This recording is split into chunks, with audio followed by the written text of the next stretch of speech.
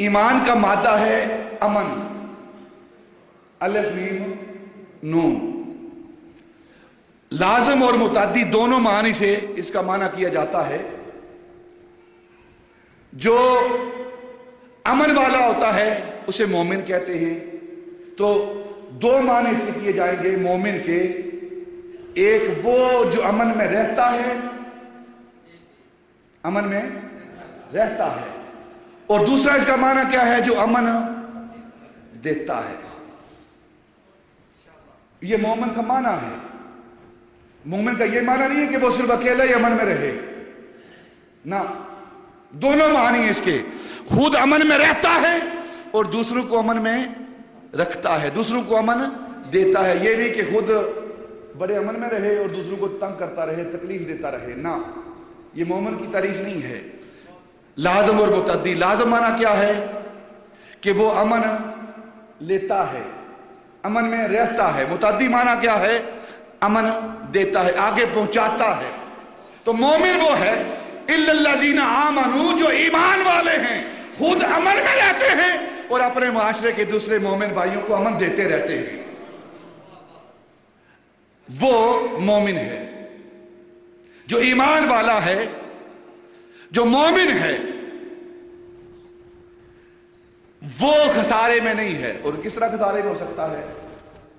जिस माशरे के अंदर मोमिन रहते हों वहां खसारा नहीं होता। सैयदना उमर फारूक का दौरे गिरामी पढ़ लें, नबी पाक का दौरे गिरामी पढ़ लें, सहाबा का दौरे गिरामी पढ़ लें, सैयदना उमर बिन अब्दुल अजीज का दौरे गिरामी पढ़ लें, इन सब का दौर आप मुताला करें। वहां मोमिन रहते थे, अपने दूसरे भाइयों का ख्याल रखते थे, और जब वो दूसरे भाइयों का ख्याल रखते थे तो फिर हर माशरे का फर्द खुशहाल था, प्यार करने वाला था। आज हमारे माशरे के अंदर क्या हुआ है कि हम खुद तो अमन चाहते हैं कि हमें अमन रहे, हमें कोई ना तंग करे, लेकिन हम दूसरों को तंग करते रहते हैं। खुद चाहते हैं हमारी जान महफूज रहे, लेकिन दूसरों की जान लेते रहते हैं, कभी बम ब्लास्टिंग करके, कभी गोली मार के, कभी डाका मार के, किसी को कत्ल करके। तो जिस माशरे के अंदर ये दोनों मानी नहीं पाए जाएंगे वहां अमन नहीं रहेगा। और अमन कहां नहीं रहेगा? जहां मोमिन नहीं होंगे। तो इसका अमन, मोमिन का जो मादा इश्तिकाक है वो अमन है।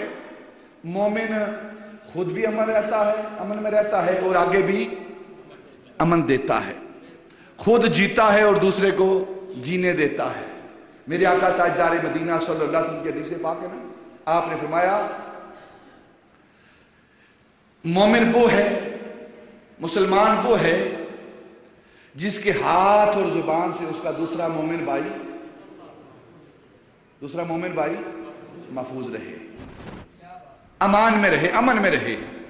हाथ और जुबान से, जुबान से किसी को तकलीफ ना दी जाए, हाथ से किसी को तकलीफ ना दी जाए। ये प्यारे आका ताजदार मदीना सल्लल्लाहु अलैहि वसल्लम का इरशाद गिरामी है।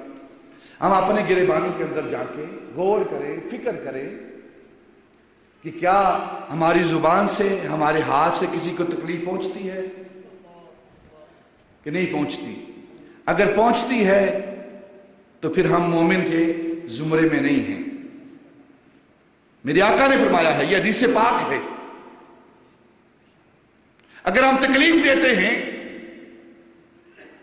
और फिर अपने आप को मोमिन कहते हैं, दुख देते हैं और फिर अपने आप को मोमिन कहते हैं, अपने मुसलमान भाई को गाली देते हैं फिर अपने आप को मोमिन कहते हैं, अपने हाथ से उसका माल लूटते हैं, उसके गिरेबानों तक हमारा हाथ जाता है, गाली गलौज करते हैं, अपने मुसलमान भाई को मारते पीटते हैं और फिर भी अपने आप को मोमिन कहते हैं। मेरे आका ने फरमाया मोमिन वो है जिसकी जुबान और हाथ से दूसरा मुसलमान भाई महफूज रहे। हमें चाहिए कि इस हदीस पाक पर अमल करें, अपने मुआशरे को बेहतरीन मुआशरा बनाएं। हर बंदे की कोशिश यह है कि दूसरा मुसलमान बन जाए, लेकिन अपने गिरेबान में कोई नहीं जानता। हर शख्स यह चाहता है कि वो मेरी इज्जत करे, लेकिन खुद किसी की इज्जत करने के लिए इंसान तैयार नहीं। आसान तरीका क्या है कि अगर तुम खुद किसी को अमन दोगे वो तुम्हें अमन देगा, अगर तुम इज्जत करोगे वो तुम्हारी इज्जत करेगा। खुद किसी का हक मार कर फिर कहें कि वो हमें हक दे दे, ये किस तरह मुमकिन है? ظلم ہو اور امن بھی ہو، نہ، میرے آقا تاجدار مدینہ صلی اللہ علیہ وسلم نے ارشاد فرمایا کہ ایمان کے 70 درجے ہیں، ایمان کے 70 درجے ہیں، 70 مقامات ہیں، درجے ہیں ایمان کے۔ سب سے اعلیٰ درجہ کیا ہے؟ میرے آقا تاجدار مدینہ صلی اللہ علیہ وسلم نے فرمایا کہ سب سے اعلیٰ درجہ تو اپنی زبان سے، اپنے دل سے لا الہ الا اللہ محمد رسول اللہ پڑھے، کیونکہ اسی وجہ سے تو مومن بنتا ہے۔ جب لا الہ الا اللہ محمد رسول اللہ پڑھتا ہے نا، پھر صرف زبان سے نہیں، صرف زبان سے نہیں، نبی پاک صلی اللہ علیہ وسلم کی حدیث پاک ہے، من قال لا الہ الا اللہ مخلصا فی قلبہ دخل الجنہ۔ صرف زبان سے کلمہ کافی نہیں، بلکہ تیرا دل بھی کلمہ پڑھے، تیرا دل بھی کلمہ پڑھے۔ یہ سب سے اعلیٰ درجہ ہے ایمان کا کہ جب تیرا دل بھی کلمہ پڑھے، تیری زبان بھی کلمہ پڑھے۔ اور پھر سب سے نچلا درجہ کیا ہے؟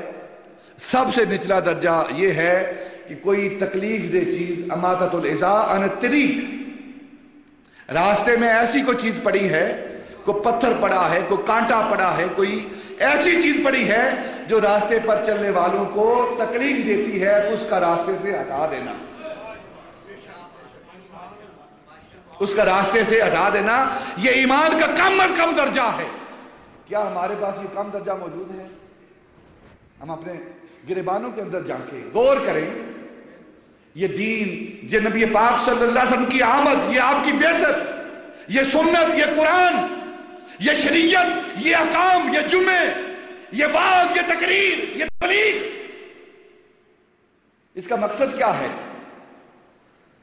نہ سنانے کا کوئی مقصد ہے، نہ کوئی سننے کا مقصد ہے، اگر عملی زندگی میں ہم نے نہیں آنا تو۔ نبی پاک نے فرمایا کہ راستے میں اگر کوئی تکلیف دہ چیز ہے اس کو ہٹا دینا، یہ سب سے کم درجہ ہے ایمان کا۔ ہمارے پاس تو وہ بھی نہیں ہے، ہم تو تکلیف دے کر راضی ہوتے ہیں۔ راستے کے اندر دیکھیں نا، سڑک ہے، گلی ہے، گلی کے اندر موٹر سائیکل کھڑی کرنی ہے، ہم نے کرتے کہ نہیں کرتے؟ آنے والا ہے اس کو تکلیف ہوتی ہے، گلی کے سڑک کے عین درمیان میں گاڑی کھڑی کرنی ہے،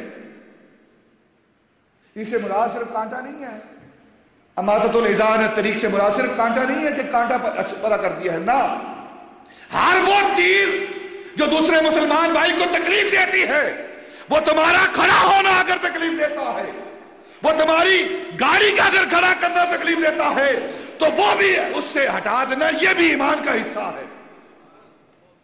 اور اگر کوئی کہہ دے نا، گزرنے والا اپنی گاڑی کو پیچھے کرے تو آپ لڑتے ہیں، لڑتے ہیں ہمیں کہ نہیں لڑتے؟ لڑتے ہیں، چل پیچھے ہو کے چل، تو تیرے مامے کی سڑک ہے، اس طرح کے الفاظ استعمال کرتے ہیں۔ نبی پاک صلی اللہ علیہ وسلم میں کم از کم درجہ یہ ہے ایمان کا کہ جو راستے میں کوئی چیز پڑی ہوئی ہے اس کو ہم ہٹا دے، پیچھے کر دے، تاکہ آنے والے مسلمان بھائی کو تکلیف نہ ہو۔ بلا وجہ سڑکوں کو روک دینا، بلا وجہ بلاک کر دینا، یہ بھی اس زمرے میں ہے،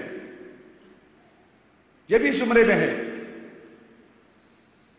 گاڑی کو روک دینا، درمیان میں گاڑی کھڑی کر دینا، یا پھر اپنے گھر کا سارا گند اٹھا کر سڑک پر پھینک دینا، ہے کہ نہیں ہمارے اندر یہ باتیں؟ یہ ساری باتیں ہمارے اندر ہیں۔ اور پھر چیز کسی کی ہے اس کو اٹھا لیتے ہیں،